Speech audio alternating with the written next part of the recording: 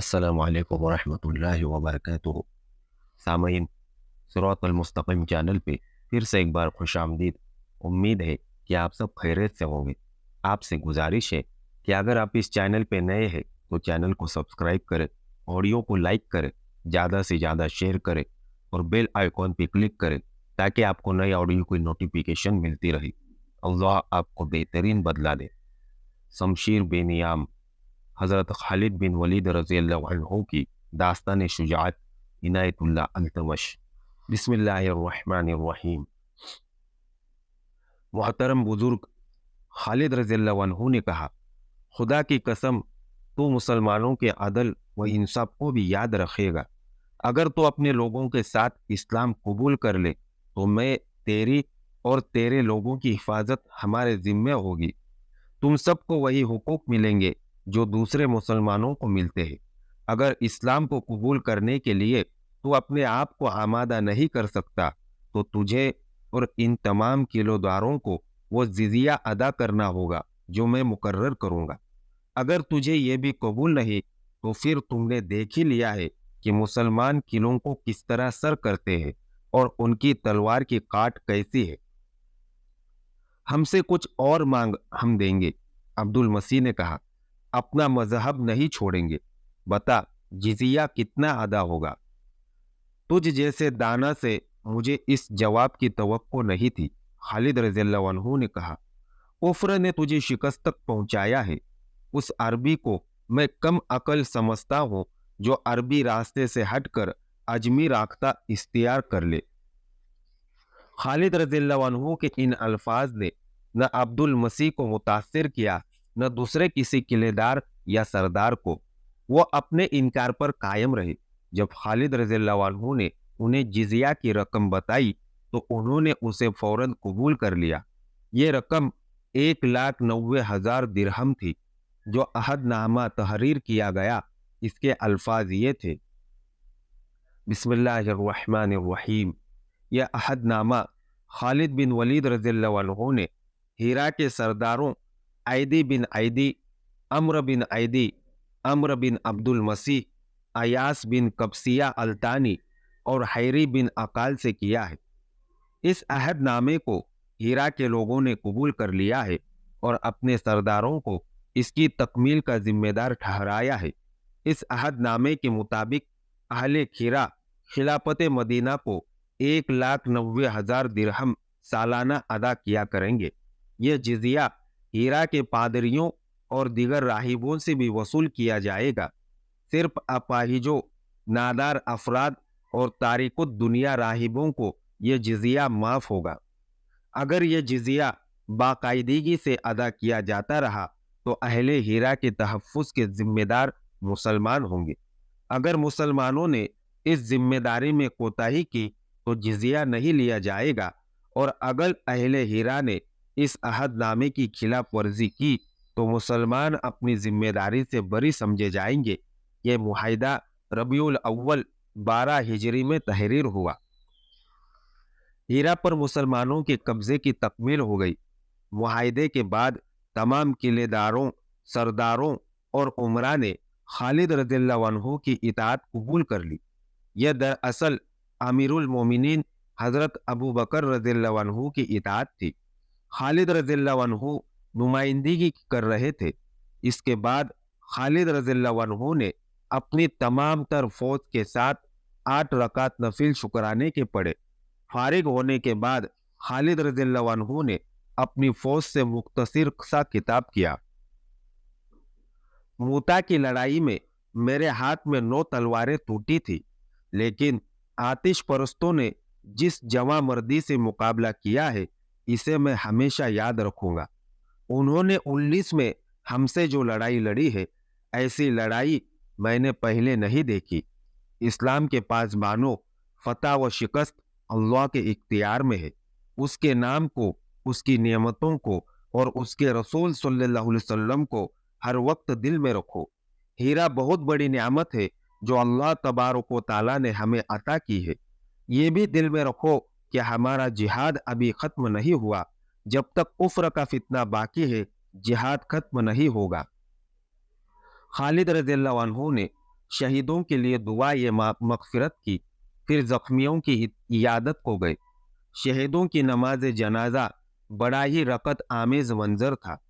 वतन से इतनी दूर जाकर शहीद होने वालों के लिए हर आंख में आंसू थे। शहीदों को कब्रों में उतारा गया। ये कब्रें तारीख के संग हायल मिल बन गई। खालिद रज़ियल्लाहु अन्हु जब हीरा का नज़्व व नस्क संभालने के लिए उस महल नुमा मकान में गए जो अदा ज़बा का रिहायशी मकान था, तो बेशुमार रुअसा और उमरा तोहफे लिए खड़े थे जो उन्होंने खालिद रज़ियल्लाहु अन्हु को पेश किए। इनमें बेशकीमती अशिया थे, हीरे और जवाहरात भी थे। मदीने के मुजाहिदीन हैरान हो रहे थे कि कोई कौम इतनी दौलतमंद भी हो सकती है। खालिद रज़ियल्लाहु अन्हु ये तोहफे कबूल तो कर लिए, लेकिन बोरिया नशीनियों की कौम के इस सालार आला ने अपने लिए एक भी तोहफा न रखा। तमाम तोहफे माल गनीमत के साथ अमीरुल मोमिनीन की खिदमत में पेश करने के लिए मदीना भेज दिए। माल गनीमत ज्यादा नहीं था, क्योंकि हीरा वालों ने जिजिया तस्लीम कर लिया और इताद भी कबूल कर ली थी। एक दिलचस्प और अजीब वाकया हो गया। कुछ बरस पहले की बात है। रसूल करीम सल्लल्लाहु अलैहि वसल्लम सहाबा इकराम में बैठे थे और इधर उधर की बातें हो रही थी। बातों का रुख कुफ्फार के इलाकों की तरफ मुड़ गया और जिक्र फारस की शहंशाही का चल निकला। हीरा इस शहंशाही का बड़ा अहम मुकाम था। किसी सहाबी ने कहा कि हीरा हाथ आ जाए तो उसे फौजी अड्डा बनाकर किसरा पर कारी जरबे लगाई जा सकती है। दो मौर्रिकों बलाजी और तिबरी ने लिखा है कि रसूल करीम सल्लल्लाहु अलैहि वसल्लम ने फरमाया कि थोड़े ही अरसे बाद हीरा हमारे कब्जे में होगा। ये दोनों मौर्रिक लिखते हैं कि इस महफिल में हीरा की अहमियत और इस इलाके की खूबसूरती की बातें होने लगी। अब्दुल मसीह मशहूर आदमी था। उसकी एक बेटी थी जिसका नाम करामा था। उसके हुस्न के चर्चे ताजिरों वगैरह की जुबानी दूर दूर तक पहुंचे हुए थे। उसके अपने मुल्क में उसका हुस्न व जमाल जरबुल मसल बन गया था। बलाजी और तिबरी ने लिखा है कि रसूल करीम सल्लल्लाहु अलैहि वसल्लम की इस महफिल में सीधा सादा और आम सा एक आदमी शवेल भी मौजूद था। या रसूल अल्लाह सल्लल्लाहु अलैहि वसल्लम, शवेल ने अर्ज किया, अगर हीरा फतह हो गया तो अब्दुल मसीह की बेटी करामा मुझे दे दी जाए। रसूल करीम सल्लल्लाहु अलैहि वसल्लम मुस्कुराए और अजराहे मजाक कहा, हीरा फतह हो गया तो करामा बिनते अब्दुल मसीह तेरी होगी। इन मोरिकों ने यह नहीं लिखा कि हीरा की फतह से कितना अरसा पहले यह बात हुई थी। अब हीरा फतह हो गया। खालिद रज़ियल्लाहु अन्हु की फौज का एक अधेड़ उम्र सिपाही उस वक्त उनके सामने जा खड़ा हुआ जब कुछ शराइत अब्दुल मसीह और खालिद रज़ियल्लाहु अन्हु के दरमियान तय हो रही थी। क्या नाम है तेरा? खालिद रज़ियल्लाहु अन्हु ने इस सिपाही से पूछा, और मेरे पास क्यों आए हो? सालार आला सिपाही ने कहा, मेरा नाम शवेल है। खुदा की कसम, रसूलुल्लाह सल्लल्लाहु अलैहि वसल्लम ने मुझसे वादा फरमाया था कि अब्दुल मसीह की बेटी करामा तुझे दे दी जाएगी। आज हीरा फतह हो गया है, शहजादी करामा मुझे दी जाए। क्या तू कोई गवाह पेश कर सकता है?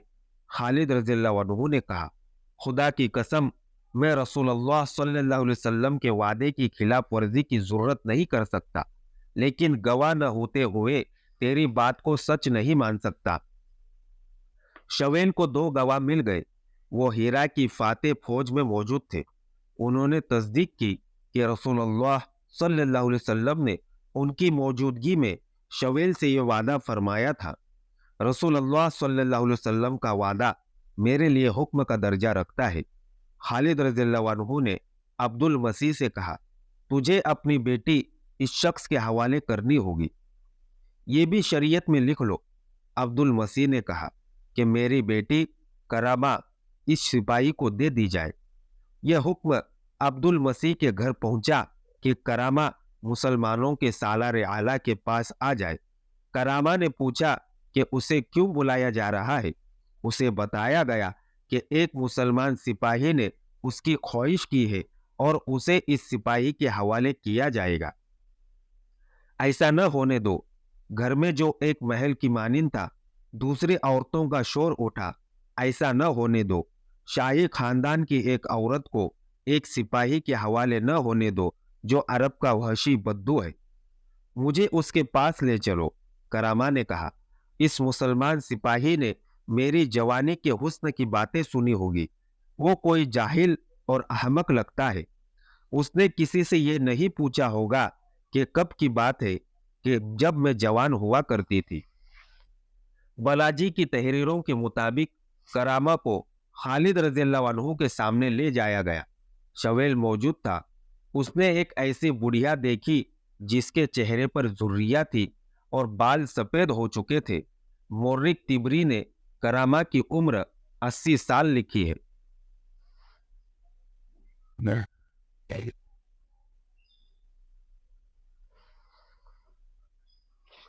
اس کے باپ عبد المسیح نے خالد رضی اللہ عنہ کو اپنی عمر 200 سال بتائی تھی۔ بعض مورخ ان عمروں کو تسلیم نہیں کرتے۔ عبد المسیح کی عمر 100 سال سے ذرا ہی زیادہ تھی اور کرامہ کی عمر 60-70 سال کے درمیان تھی۔ بہرحال کرامہ ضعیف العمر تھی۔ شویل نے اسے دیکھا تو اس کے چہرے پر خوشی کے جو آثار تھے وہ اڑ گئے اور وہ مایوس ہو گیا۔ اچانک اسے ایک خیال آ گیا۔ امیر لشکر، شویل نے کہا، یہ شرط لکھ لی گئی ہے کہ کرامہ بنت عبد المسیح میری لونڈی ہے۔ اگر یہ مجھ سے آزادی چاہتی ہے تو مجھے رقم ادا کرے۔ کتنی رقم؟ کرامہ نے پوچھا۔ 1000 درہم، شویل نے کہا۔ میں اپنی ماں کا بیٹا نہیں ہوں گا کہ 1 درہم بھی بخش دوں۔ کرامہ کے بوڑھوں ہونٹوں پر مسکراہٹ آ گئی۔ اس نے اس خادمہ کو جو اس کے ساتھ آئی تھی اشارہ کیا۔ خادمہ دوڑی گئی اور 1000 درہم لے آئی۔ کرامہ نے یہ درہم شویل کے حوالے کر دیے اور آزاد ہو گئی۔ شویل کا یہ عالم تھا کہ 1000 درہم دیکھ کر حیران ہو رہا تھا جیسے اس کے ہوش گم ہو گئے ہو۔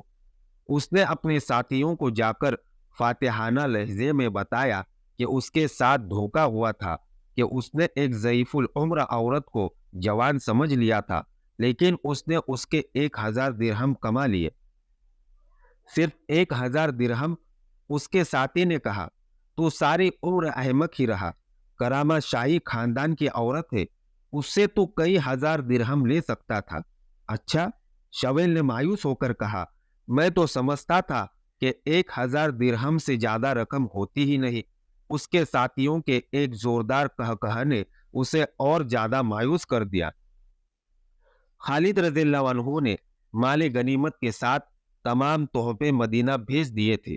مدینے سے خالد رضی اللہ عنہ کے لیے امیر المومنین نے پیغام بھیجا کہ یہ تحفے اگر مال غنیمت میں شامل ہے یا جزیے میں تو قابل قبول ہو سکتے ہیں، اگر نہیں تو جنہوں نے یہ تحفے دیے ہیں ان سے ان کی قیمت معلوم کر کے جزیے میں شامل کر لو۔ اگر تم جزیہ وصول کر چکے ہو تو تحفے کی رقم ان لوگوں کو واپس کر دو۔ خالد رضی اللہ عنہ نے ان سب کو بلا کر انہیں تحفوں کی قیمت ادا کی۔ ہیرا کی فتح کے بعد چند دنوں میں خالد رضی اللہ عنہ نے وہاں کا نظم و نسق روا کر دیا اور ہیرا کے امراء کو ہی انتظامیہ کا ذمہ دار بنا دیا۔ میرے بھائیوں، خالد رضی اللہ عنہ نے اپنے سالاروں سے کہا، میرے پاس وقت نہیں ہے کہ میں یہاں بیٹھا رہوں، لیکن نظم و نسق کی بحالی بہت ضروری ہے۔ اس سے زیادہ ضروری ہے کہ نظم و نسق کو اس بنیاد پر روا کیا جائے کہ اس سے لوگوں کو فائدہ پہنچے، وہ سکون اور اطمینان محسوس کرے کہ ان کے جان و مال اور ان کی عزت و آبرو کا تحفظ حاصل ہے۔ خدا کی قسم، میں ان لوگوں پر، ان عیسائیوں اور ان آتش پرستوں پر ثابت کر دوں گا کہ اسلام وہ مذہب ہے جو ظلم کو بہت بڑا گناہ سمجھتا ہے۔ رعایا کو اپنی اولاد سمجھو۔ کیا تم نے دیکھا نہیں کہ میں نے نظم و نسق انہی لوگوں کے سپرد کر دیا ہے؟ رب کعبہ کی قسم، میں ان پر اپنا حکم نہیں ٹھوسوں گا۔ अपना हुक्म न ठूसने के नताइज चंद दिनों में सामने आ गए। इस्लाम का बुनियादी उसूल यही था कि लोगों के दिल जीतो, मगर दिल जीत कर इन्हें धोखा न दो, इनके हुकूक इन्हें दो। खालिद रज़ियल्लाहु अन्हु इस्लाम के पहले सालार थे, जिन्होंने मदीने से निकलकर किसी दूसरी कौम के इलाके फतह किए और इन्हें इस्लाम के इस बुनियादी उसूल पर अमल करने का मौका मिला। मिस्र के मोहम्मद हुसैन हैकल ने बहुत से मौलिकों का हवाला देकर लिखा है कि खालिद रज़ियल्लाहु अन्हु ने दुश्मनों के सर उड़ाने शुरू किए तो फरात को लाल कर दिया और ऐसे किसी आदमी को जिंदा न छोड़ा जिसकी तरफ से दीन इस्लाम को जरा सा भी खतरा था। खालिद रज़ियल्लाहु अन्हु जाति दुश्मनी के कायल नहीं थे।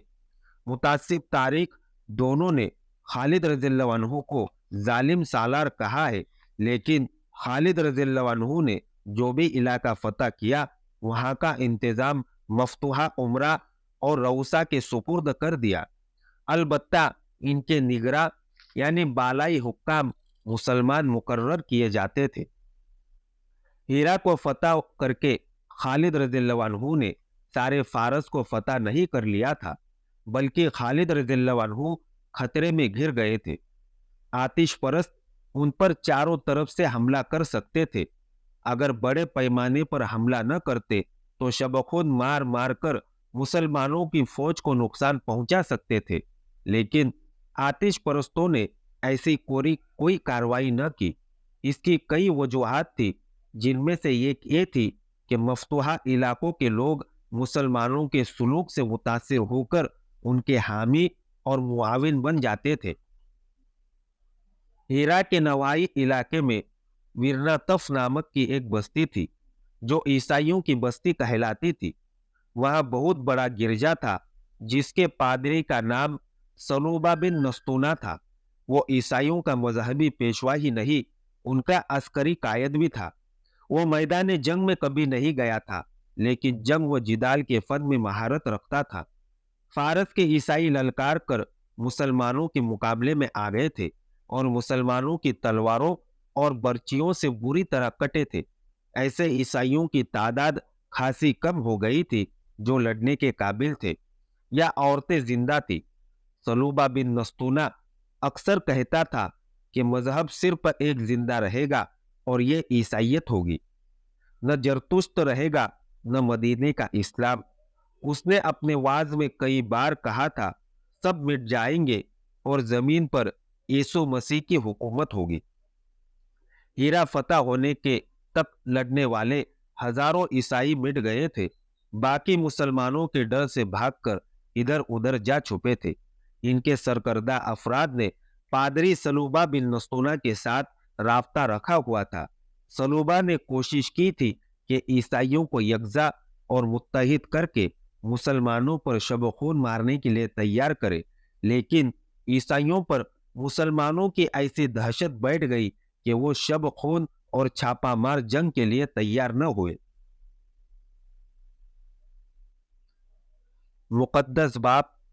एक रात एक नामूर जंगजू ईसाई शमील बोरजाना ने पादरी सलूबा बिन नस्तूना से कहा, क्या तुम इस पर यकीन रखते हो कि गिरजे की घंटियां और तुम्हारे वाज इस तबाही को रोक लेंगे जो हमारी तरफ तेजी से बढ़ी आ रही है? नहीं, पादरी सलूबा ने कहा, मेरे वाज और गिरजे के घंटे की आवाजें अब इस तबाही को नहीं रोक सकती। फिर तुम हमें इजाजत क्यों नहीं देते कि हम मुसलमानों की फौज पर हर रात शब-ए-खून मारे? शमील बोरजाना ने कहा, मदीने के मुसलमान जिन नहीं, भूत नहीं, इंसान है, हमारी तरह के इंसान। शमील।